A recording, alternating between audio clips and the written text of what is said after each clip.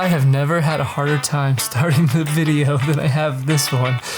I just want to say hello, but for some reason, every time I do, I just start laughing, and Jamie's sitting right there too, so she makes it even worse.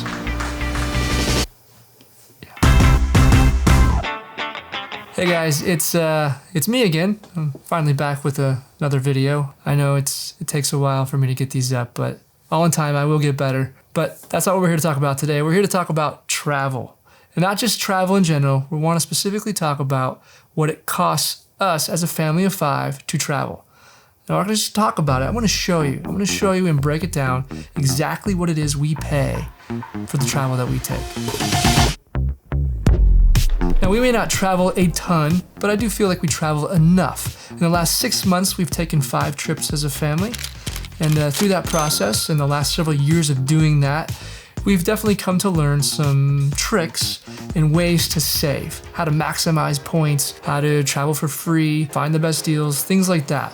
And so in this video, I want to actually walk through a trip that we have taken. I'm not just going to tell you these ideas. I'm going to show you using an example of a trip that we took last year in January, show you what we did on that trip to save and how we continue to do that today. Being that it is that we pay for all of our travel, like normal people, we do find it's important to save, especially because we like to travel so much. We want to travel as much as we can, and the only way to do that is to make it affordable. Now, before we get any further into this and I start breaking it all down, I do want to make something clear, because I know a lot of you are going to sit there and say, oh, but I can do that cheaper. I can travel so much cheaper. You know what? You're probably right. You most likely can. Here's the difference, though. We're not looking to travel as cheap as we can. We're looking to travel in a comfortable way that's still affordable. Here's what I mean by that. We can go find like $50 a night hotels that are just absolute dumps. Yes, it would save us a ton of money, but we're not looking to do that. We're looking to find something that actually is comfortable, dependable, has good service, but it's still affordable. So we're not going top tier luxury, but we are going like right in the middle of the road and trying to maximize value there. So if that sounds like that's something for you, keep on watching and we're gonna break this down.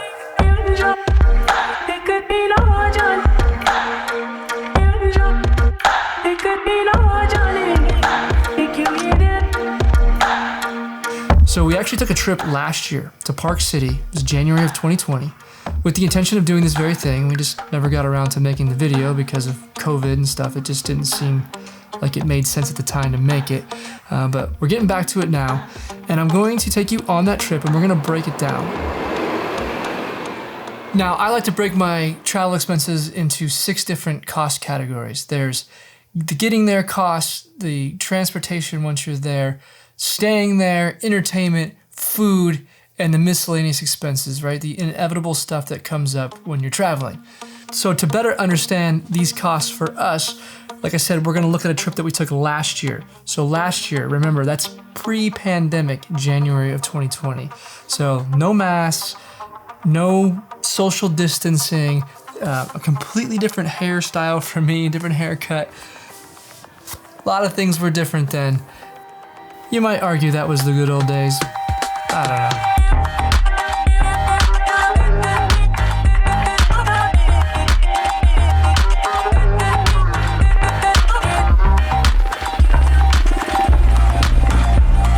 First up is getting there. For this trip, we chose to fly. Driving could be the alternative that could save us some money, but we live 700 miles away from Salt Lake City. It's quite a long drive. We could be there in like 2 hours with a flight, so we opted to go for that option just out of convenience. We booked flights on Southwest Airlines for a whopping total of $56 for all 5 of us. Yeah, serious. That's all it cost. That's because we pay with points. Southwest has probably one of the best point systems around. We don't fly exclusively with Southwest. As a matter of fact, I fly more with American Airlines, but I do my best to try to keep status with both airlines. One of the best things that Southwest has going for it is the Companion Pass. The Companion Pass allows for the pass holder to have one person travel with them for free on any flight that they're on. So in cases like these, Jamie usually always flies free. She's my companion, so I pay for points for myself, and for the 3 kids, we pay nothing for Jamie. $56 was the $11.20 that we had to pay for the security fees. So $11.20 times 5 is $56. And that was it. It's not always this way. We don't always get to travel for free on airlines. We do pay, but I would say it's probably only like 50% of the time. Maybe we pay more for my flights when I travel alone, and then we tend to use miles and points to book all of our other flights. There is more than one way to earn points and miles. You don't have to always do it by actually traveling. However, the more you travel, the more you earn, so it does have its benefits. But if you're looking just to have like a once or twice a year trip and you want to offset some costs, credit cards are the best way to earn your rewards. Now, considering the fact that we did fly essentially for free, I think it's only fair that we look at what the cost would have been if we didn't have points to fly with, right? So I looked it up and it was about $264 round trip per person for a grand total of $1,320 for a family of 5 to fly to Salt Lake City, like right about now. So that would be today's going rate. Good old Salt Lake City. Knock me over. How many times have you been here now? I don't know. 2, 3. 3 times. That's right. We've been here 3 times now. I like Sanford. I like other.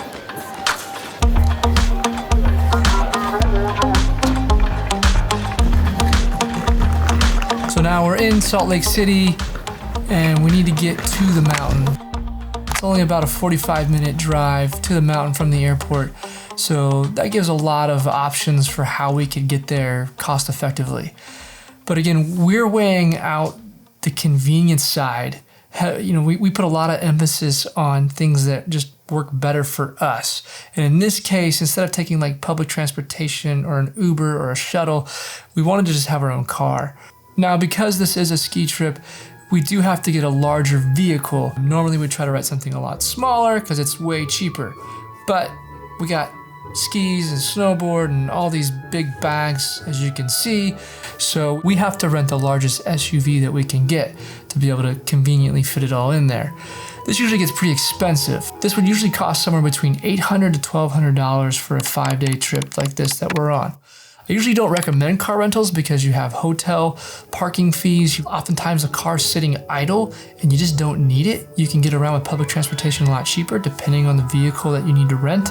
Some vehicles are very cheap and they definitely outweigh the cost of public transportation or like Ubers and things like that. In this case though, we just basically wanted to have a car on this one, and why wouldn't we? It only cost us $34.52. We had another freebie on this one. That's not something that we get to use all the time. We get about 1 free car rental a year like this. We try to save them for ski trips because it is the most expensive car, and then we rent cars that are much more affordable on other trips. But that's a huge savings right there compared to having to spend full price for a 5-day SUV. Oh yeah, and I almost forgot, gas. We did have to put gas in the car before we returned to the airport. Total cost on that was only $19.65, so not much cost there. So total expense for us to rent a car and drive it was only $54.17 for 5 days. It's tough to beat that one.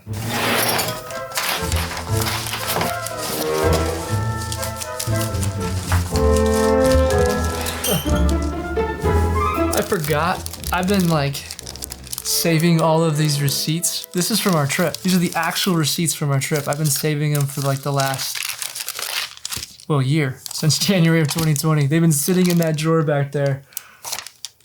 I'll be so glad to throw these away when we're done. But just so you know I'm not making crap up, there it is. So yeah, I got all the receipts for the whole trip, every cost. It's all here. You're gonna get a total at the end of the video. Just bear with me as we work our way through it.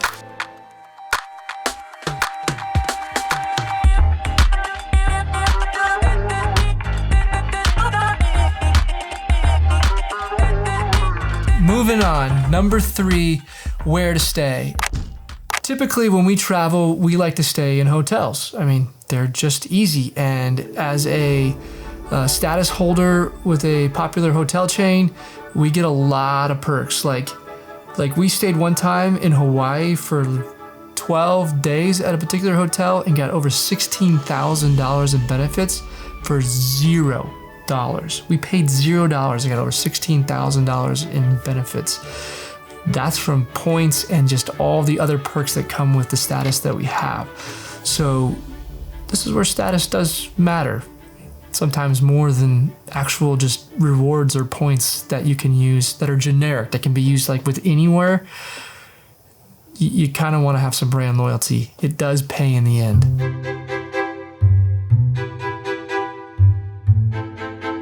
Except for when we go to Park City, hotels are not ideal. And that's really the case with any ski resort. Hotels are tough. They're just really expensive. It's prime time, so the rates just shoot through the roof. We're talking north of $600, $800 and up. I mean, Beaver Creek, it's like $1,200 a night for just a regular room hotel.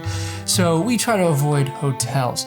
There's a lot of really cheap hotels you can stay at Park City, but they don't meet our one requirement that we have. And this is one of those convenience factors that we're just kind of a stickler for, or luxury items, and that is ski in, ski out. We want a ski in, ski out place. So instead of hotels, we go to condos. Airbnb, HomeAway, we rented a condo. Here's the key though. You want to rent your condo in the spring, like now. You want to book one now in that March, April, May window for the next year's ski season. If you wait till fall or winter for your upcoming ski trip, you will pay tons more money. All the cheap, affordable options that are like actually nice places that people aren't ripping you off on are available now. So there's the secret. We did that on this trip. We had a great place. We were usually looking for something between $250 to $350 a night. Hotels, we try to look generally on trips cheaper than that. But a condo, we pay a little bit more. So we originally paid that. We were right around like $270 a night for our condo in Park City. We then had another travel commitment come up, and so we had to push our ski trip like a few weeks. And in doing so, we had to rebook the trip with the lodging company, and they charged us the new rates at the going time. Those new rates were about $75 a night more. So here it was, we paid $346 per night for this condo for a total of 4 nights. That's $1,384. There was a total of $264 in fees, and then $177 for taxes, for a grand total of $1,825, or $456.25 a night. So this is definitely like one of the most expensive places we've rented for a condo for a family ski trip. We had no choice. We were committed, so we stuck with it, and that's what we got. But that's the key. The key is when you book. Always want to book really early. Number 4. Entertainment.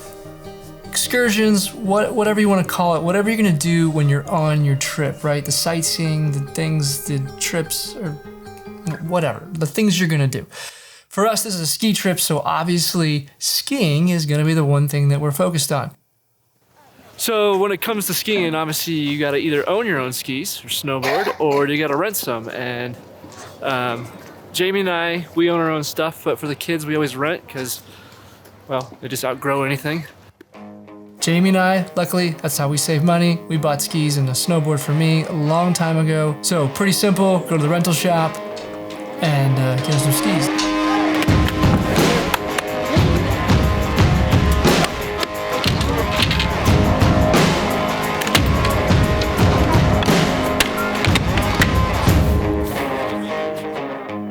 The total on that was, oh crap, I forgot to write it down. No worries. $395.22. That was the total for the rentals for them for 3 days of skiing and 3 kids. It's not cheap. This is the part about skiing where it gets expensive, so you gotta save on everything you can. Now, I really don't have any like major earth-shattering cost-saving tips for how to rent skis cheaper, or for any excursions for that matter, for whatever trip you're taking. But there's one little small thing. If you go to like rentskis.com, they can usually get you like a small discount if you rent ahead of time, like you book a reservation ahead of time. Depends on what resort you're going to, if there's even availability for that. But check it out. I think actually rentskis.com now was bought by Vail Resorts, so it's part of the Epic Pass system now, so I think it's not as widespread as it once was, but there still is discounts there. We did not do that in this case. We did not book ahead of time.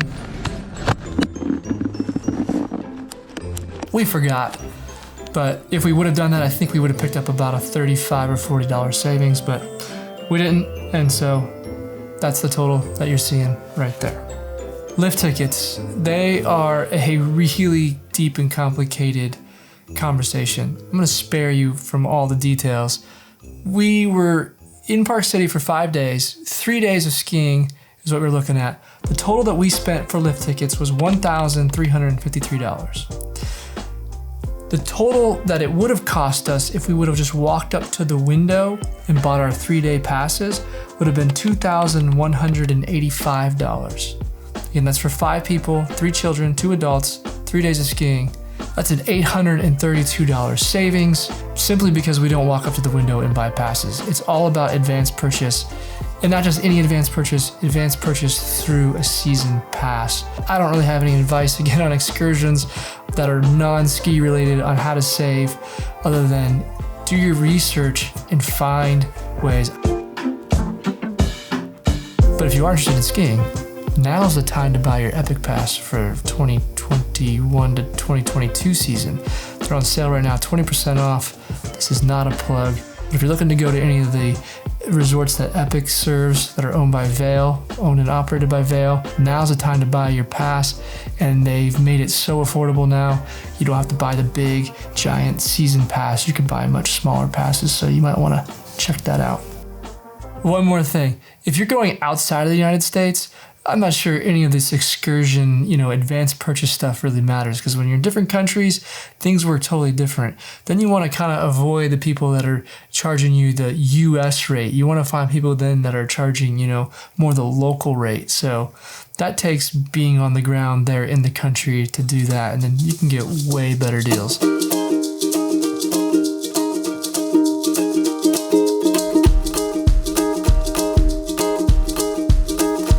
Number 5, food. Now, obviously, the biggest cost on any trip usually is the food, especially when you have 5 mouths to feed. We gotta go grocery shopping. Can't eat in your room if we don't have the groceries. So the best way we found to offset this cost is to stop eating out.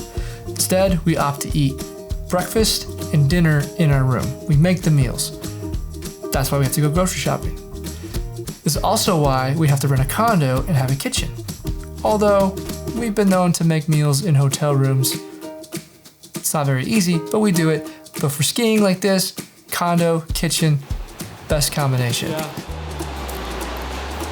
They're in about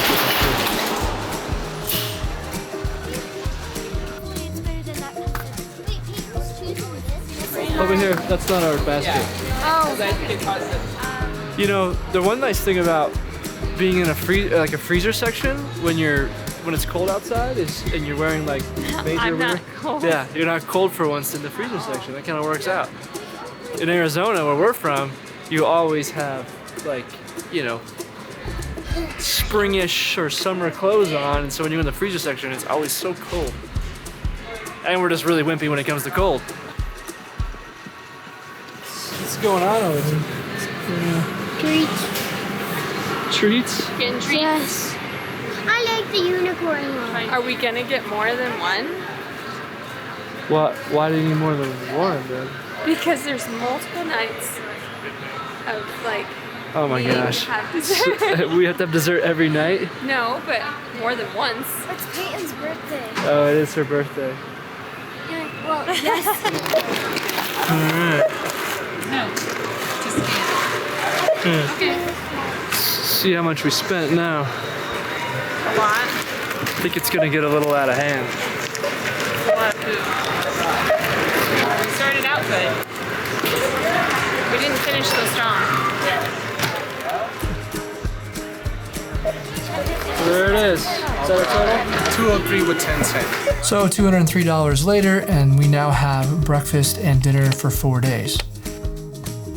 That just leaves lunch. We still were gonna eat lunch out. That was kind of our plan. So we're not getting No, this is just mid-station. Hey, look, it's Lookout Cabin. I know that place. Yeah. Right there, Lookout Cabin. We ate there last year. We've eaten there the last 2 years. Oh, Maybe. really? Yeah, maybe. Yeah, that was the first place I went with lunch with you guys when you took me out the one time from ski school. Yeah, that's true. That was it. Again, we're not looking to be as cheap as possible on every single thing. Lunch was kind of the one little luxury that we decided to give ourselves so that we could still enjoy nice meals, enjoy being around other people, convenience, not having to go all the way back to our room. That would have been the way to do it even cheaper, but we chose not to. We also could try to find maybe cheaper places, but instead we wanted to eat up on the mountain. There's a couple nice places we ate there, which then is pricier eating at places on the mountain, but we did find ways to use our season passes to get us discounts. So what were we at? We were at 97? 83 on the 83? So the totals for the food, you already saw the $203 for the grocery store, and then we had another $513 for dining out, giving us a total of $716. If we had not dined out, I believe that we would have had an additional $400 that we would have added to this total that we have, putting us closer to like $1,100 total for food. That's one of the biggest money-saving things that we do every time we travel, is we really just try to find ways to save on food. Not only is it healthier that way, by eating more whole food that we can buy from a store, saves us a ton of money. Actually did pretty good on our food. That is all we had left. That was it. We did actually pretty dang good. Oh, and then a little bit of dry food right here. And this stuff here, which we're taking with us.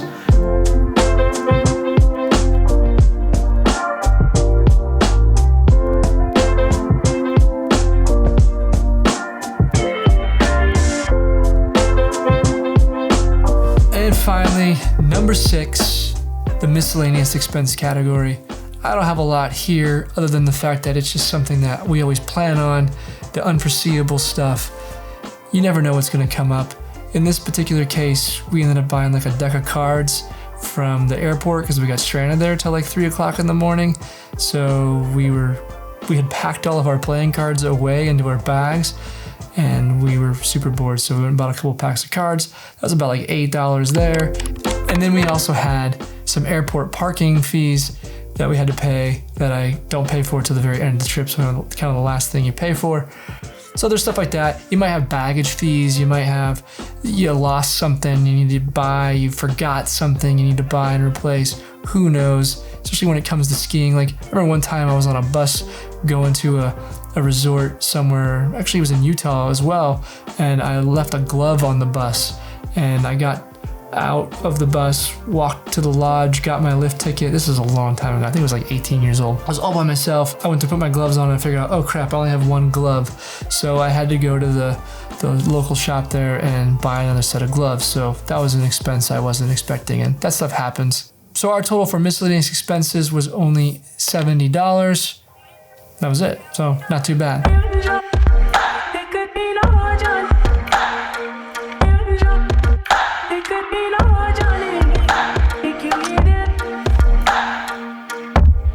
Okay, so there's every cost that we incurred for the trip that we took back in 2020. Like, everything.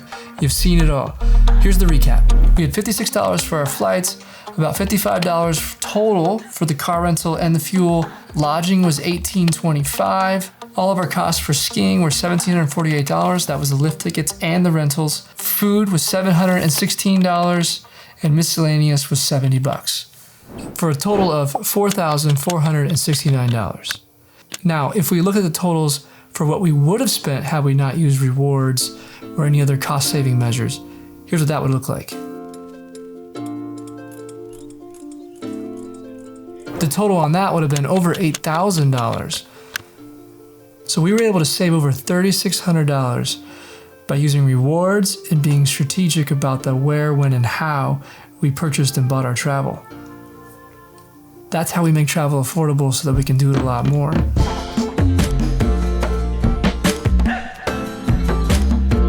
hopefully you have found something that has been helpful to you as you plan your next trip and ways to save, things to look for. If you'd like to know more about how we maximize our rewards and our status with like airlines and hotels, let me know in the comments below. I'd love to make some videos like that if you're interested. If you like this video, please don't forget to hit that like button. It really does help. Subscribe if you're not subscribed already, and turn on the notification bell. That way you never miss a video. All right, hope you've enjoyed, and we'll see you in the next one. Thanks.